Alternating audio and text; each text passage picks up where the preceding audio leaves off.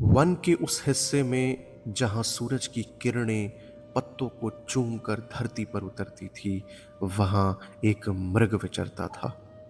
उसका नाम था रूरू। रूरू कोई साधारण मृग नहीं था। उसका शरीर मानो सूर्य की पहली किरणों से गढ़ा गया, स्वर्णिम, उज्जवल और शांत। उसकी देह से झरती आभा में कभी माणिक की लालिमा झलकती, कभी नीलम की गहराई, तो कभी पत्तों की हरियाली। उसके बाल इतने कोमल थे मानो हवा भी उसे छूने से पहले अनुमति मांगती हो। आंखें आकाश जैसी नील, गहरी और करुणा से भरी। उसके खुर और सींग ऐसे प्रतीत होते थे जैसे किसी शिल्पी ने स्फटिक को तराश कर जीवन दे दिया हो। जब रूरू वन में दौड़ता तो केवल धरती ही नहीं, देखने वालों का मन भी थर्रा उठता।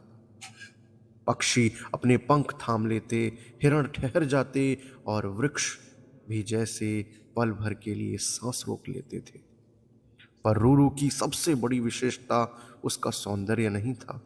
उसकी सबसे बड़ी विशेषता थी उसकी करुणा और उसका विवेक। पूर्व जन्मों के संस्कार उसे यह बताते थे कि मनुष्य अक्सर अपने लोभ में अंधा हो जाता है। वह उपकार भूल जाता है, करुणा को कमजोरी समझता है और सुंदरता को स्वामित्व की वस्तु। फिर भी रूरू के हृदय में मनुष्य के लिए द्वेष नहीं था।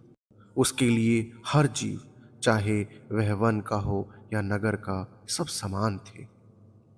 अब एक दिन की बात है, रूरू वन में स्वच्छंद घूम रहा था।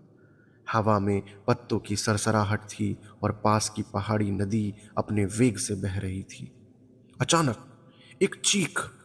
वह चीख किसी पशु की नहीं थी, वह मनुष्य की थी। भय, मृत्यु और विवशता से भरी हुई चीख। रूरू तुरंत उसी दिशा में दौड़ पड़ा। नदी के उफनते जल में उसने एक व्यक्ति को बहते देखा, हाथ पटकता, सांसों के लिए जूझता, मृत्यु के किनारे पर खड़ा। एक क्षण के लिए भी रूरू ने नहीं सोचा। उसने छलांग लगाई। तेज धारा, फिसलते पत्थर और ठंडा पानी, सब कुछ उसकी परीक्षा ले रहा था। रूरू ने उस व्यक्ति से कहा, मेरे पैरों को पकड़ लो, मैं तुम्हें बाहर निकाल लूंगा। पर भय विवेक को निगल चुका था। वह व्यक्ति रूरू के पैरों को पकड़ने के बजाय उसकी गर्दन पर चढ़ गया। रूरू डगमगाया। एक पल तो लगा कि दोनों डूब जाएंगे। रूरू चाहे तो उसे झटक सकता था, पर करुणा ने उसे रोक लिया। अद्भुत धैर्य और असाधारण साहस के साथ रूरू उस भार को ढोता रहा। हर लहर उसके संकल्प को तोड़ने की कोशिश करती रही, पर उसका मन अड़िग था। अंततः वे दोनों किनारे पर थे। व्यक्ति भूमि पर गिर पड़ा, हांफता हुआ लेकिन जिंदा। उसकी आंखों में कृतज्ञता के आंसू थे।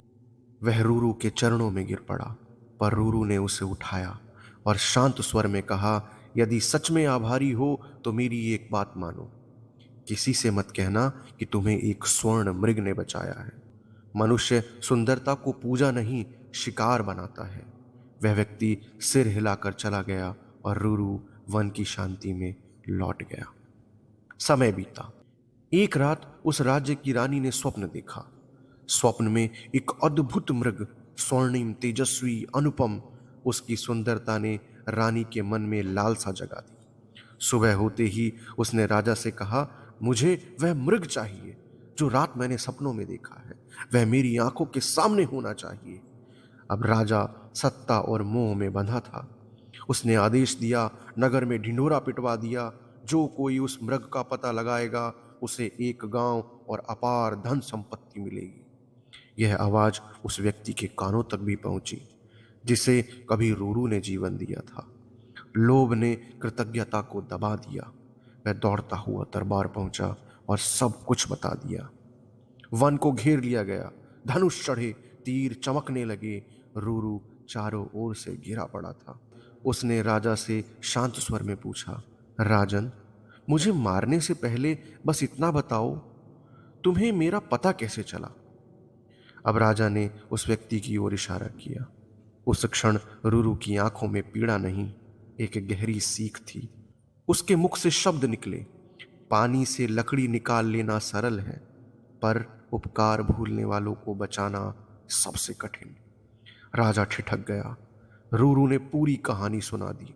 राजा का धनुष झुक गया, उसका हृदय जाग उठा। उसने उस कृतघ्न व्यक्ति को दंड देना चाहा, पर रूरू ने रोक लिया। रूरू बोला, राजन, यदि मेरी करुणा उसके लिए जीवन बनी, तो आपकी करुणा उसे पश्चाताप का अवसर जरूर दे। राजा की आंखें नम थी। रूरू को राजमहल में आमंत्रित किया गया। कुछ समय तक वह अतिथि रहा, फिर वन को लौट गया, क्योंकि करुणा का घर कभी महलों में नहीं होता, बल्कि वो तो निश्चल हृदयों में होता है। तो प्यारे साथियों, इस कहानी का अंतिम संदेश है कि सच्ची महानता सुंदरता में नहीं, करुणा में होती है। और सबसे बड़ा अभिशाप यह नहीं कि कोई हमें धोखा दे, बल्कि यह है कि हम करुणा को त्याग दें।